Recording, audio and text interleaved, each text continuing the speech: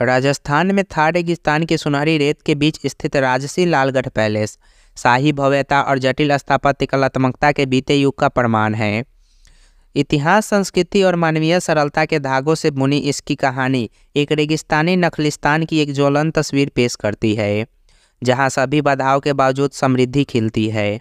साल था 1896 और बीकानेर के युवा शासक महाराजा गंगा सिंह ने अपने खत के अनुरूप एक महल का सपना देखा था।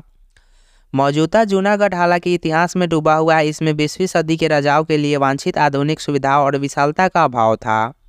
इस प्रकार ब्रिटिश रीजेंसी के मार्गदर्शन में एक भव्य परियोजना की कल्पना की गई, जो लालगढ़ पैलेस का निर्माण था।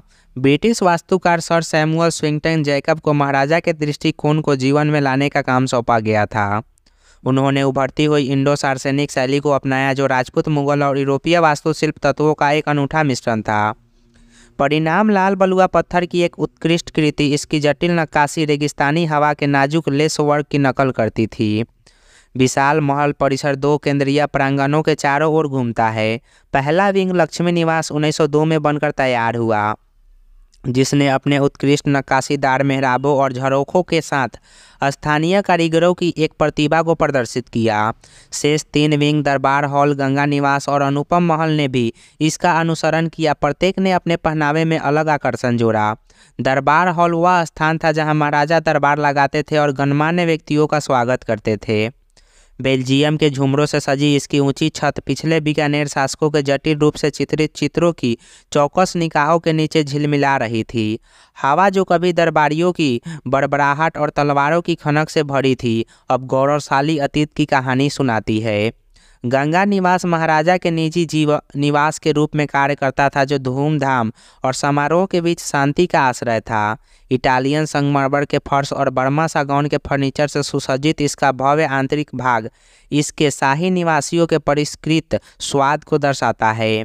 आज भी आगंतुक महाराजा के निजी सामानों की झलक देख सकते हैं, जो उनके निजी जीवन की झलक पेश करते हैं। अनुपम महल, जिसका अर्थ है अतुल्य महल, वास्तव में लालगढ़ के मुकुट का एक गहना था। इसकी बारीक नक्काशीदार पत्थर की कारीगरी, जटिल दर्पण का काम और रंगीन कांच की खिड़कियां अंदरूनी हिस्सों को रंगों के बहुरूप दर्शक से भर देती है। यह आश्चर्यजनक विंग जनाना महिलाओं के क्वार्टर के रूप में कार्य करता था और इसके एकांत आंगन शाही महिलाओं के बीच साझा की जाने वाली हंसी, प्यार और शांत क्षणों के रहस्यों को फुसफुसाते थे।